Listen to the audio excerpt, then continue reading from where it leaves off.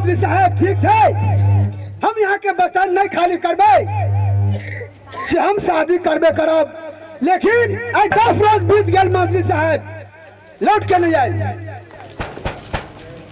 तब तक हम बंगला पर में कुछ देर के लगी आराम कर सी। जब करी हो ये बकारी आई हम हऊ यही या रामुआ,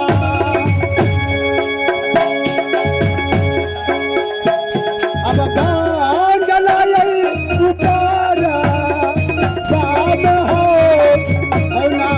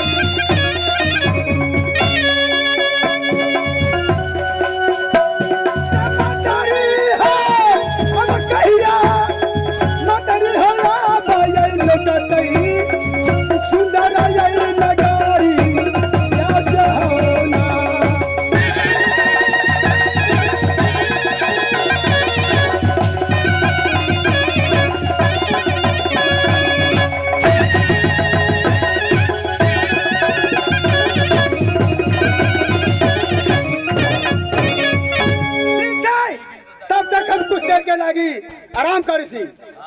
नहीं नहीं नहीं प्रणाम मंत्री साहब मस्त रहो। मंत्री साहब कौन रात में लड़की मिलल यहाँ के? कौन राज में कह छी यहाँ? हाँ चले चले तो हमरा बुखार लाग गेल हबे। ओई राज दोसर राज में गेली गौरा चिरेता में। कगो राज टाइप के गेली गौरा चिरेता में? 3 गो राज टाइप के चल गेली। 3 गो? हाँ ठीक है तो लड़की मिलल यहाँ के? जी सरकार अपना जेहने कहने चलिया हाँ तेहने लड़की मिल गई। सब कसूकरा खोल के नहीं कहली लड़की के? जी जी सब चीज हम बता देली। ठीक है मंत्री साहब तो कहिया के दिन देलक? ए भले दिन के मन भेला समय दिन के बढ़िया सब मंत्री रास्ते में अब देरी ना चला गबियो यही बदलाऊ।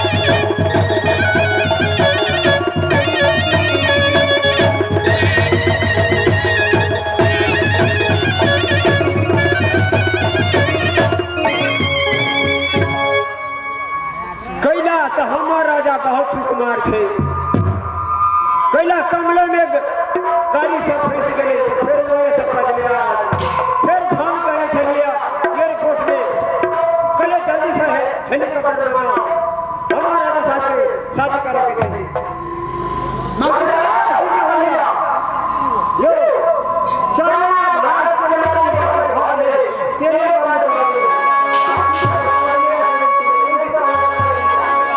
ठीक है दादा साहब चलिए मंत्री साहब यहाँ दूर है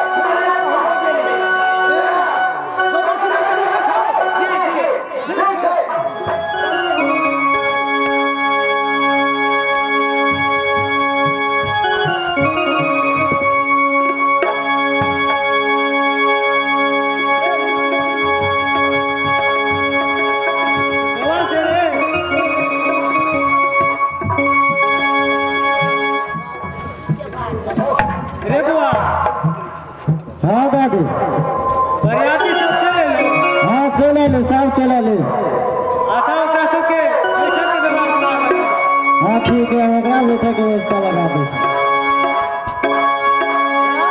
हाँ हाँ कर राजपाट में कोई नहीं छे राजा मंत्री सब मिले जनता सही रहेला ई करू हाँ जल्दी से जल्दी गला फेर करवा दे पूरा करो हाँ केना ठीक है कि नहीं हाँ ठीक है जल्दी से जल्दी जा के करो यार अच्छा मला ला जाओ कत हाँ ले जाओ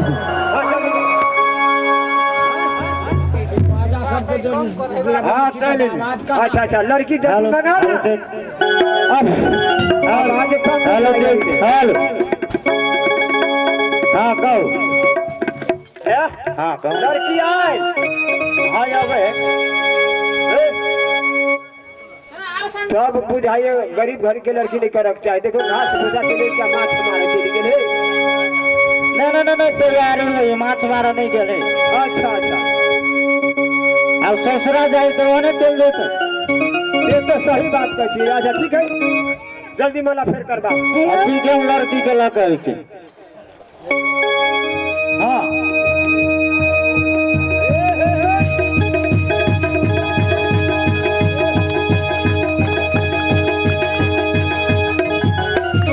ये नहीं सुनल जाओ आप बरियात बरियात दियो जल्दी ठीक ठीक बा हम बरियात बरियात दै छी अच्छा ली ली जल्दी मुलाकात करू आ जल्दी विदा करू ओवा से के शांति नहीं कुमारी वाह की कहै छै मैं हेलो बौआ बेल दुखबा कत गेलो अब बेल धुकबा कते गेलो नहीं गेलो हमरा की पता है जल्दी विदा करो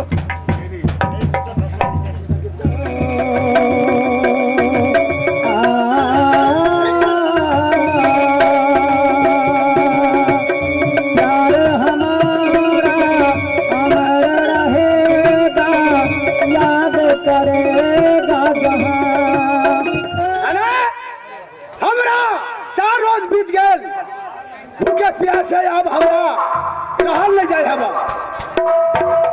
चलते चलते मंत्री साहब हमरा मन फिरा देलक और भूखे प्यासे अब खाना मांगू तो किनका से खाना मांगू ठीक है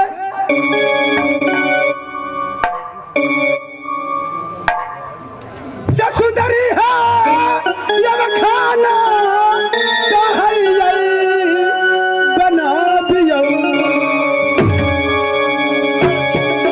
मोती चलई खवाना साल है ऐना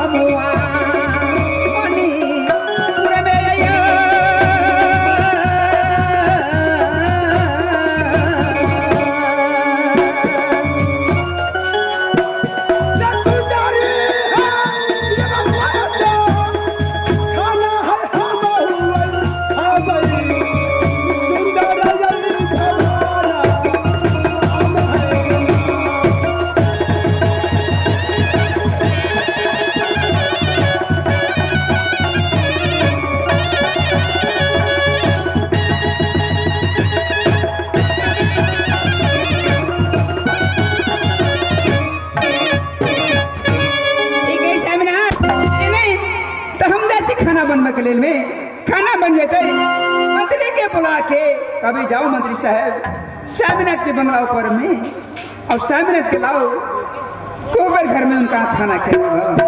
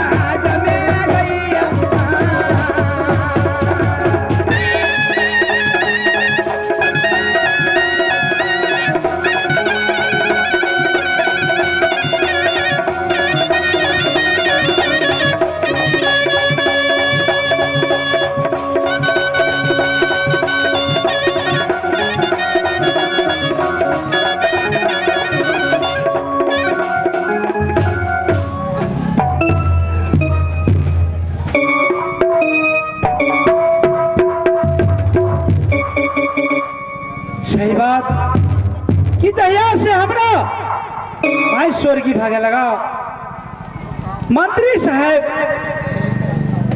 एक हफ्ता बीत गए हमरा दोनों भाई के संग में नहीं भैया भैया शांत कुमार भैया ये तो बतावा कि मंत्री साहब अपना दोनों भाई के अकेला छोड़ दे लगा आज 7 दिन से मंत्री साहब के ना देख रहा छी अपना दोनों को के संग में भैया शांत कुमार या मंत्री साहब हम अपने दोनों गोराला हरदम रहते के मतलब वो अपना काम में लागल होती ओकरा मंगावा तो पहले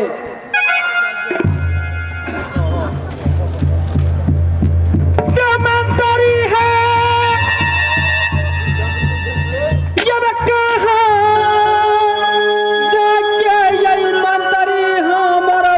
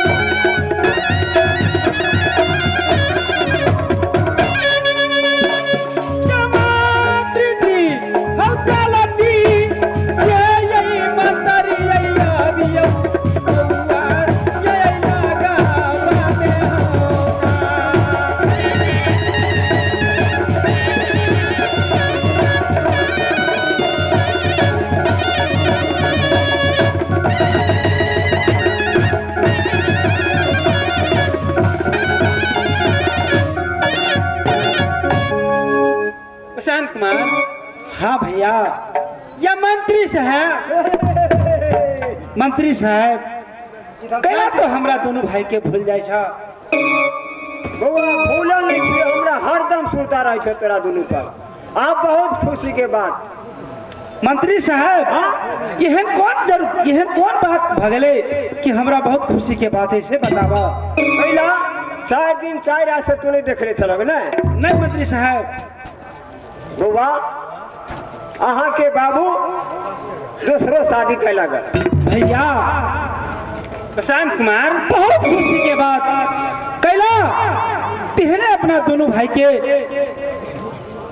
माई सती ब्रह्मावती छलागा तिहने अहू माई के अपना दोनों भाई सेवा करब उन्हें अपना दोनों भाई के मानती भैया।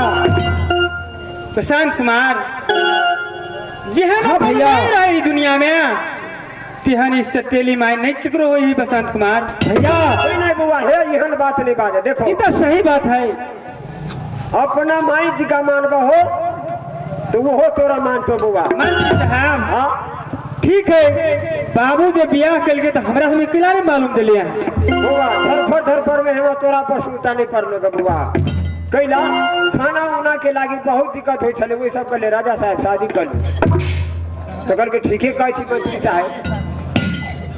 भैया। हाँ बसंत कुमार ठीक है अब अपना दोनों भाई चला कहाँ माई के महल में जहाँ अपना 7वां माई हो वहाँ चला भैया। 10 नौ जोर के प्रणाम कम कभी हे माँ हम अही के बेटा छी दोनों हमरा खायला दू खाना दू। एकदम प्रेम से बुआ देखी केरा पेरा मुंगबा मिठाई रसबरी कोनो कमी नहीं है कोठली भरल है बुआ एकदम लेकिन प्रेम से मांग के खा ले खिया बहुत खुशी से। मंत्री साहब हाँ अगर माई के हम माई नहीं कहबे तो कथी कहबे। हाँ हाँ हम आप जाओ आप चिंता के नहीं कोनो बात है खाना मिलबे करते आप भर पे। लेकिन मंत्री साहब जब हमरा जरूरी रहते तो अहाँ के तो हम मंगेबे करबे।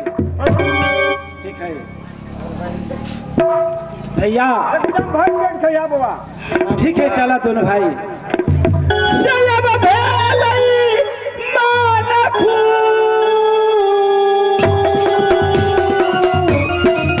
भैया हो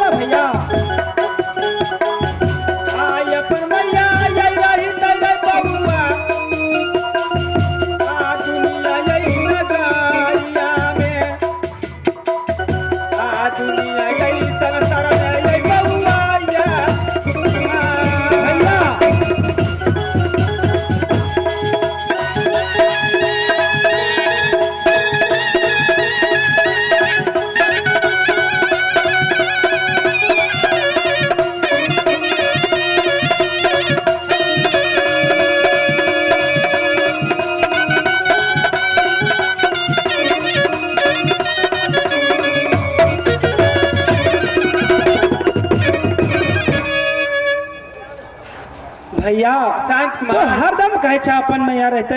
हाँ बसंत तो पहले चला था ठीक है बउआ अपना माई से बेसी मानत तू हमरा कैला जेने हम अपना माई के सेवा करे छली एक हाथ ओहने ओकरा हम सेवा करब।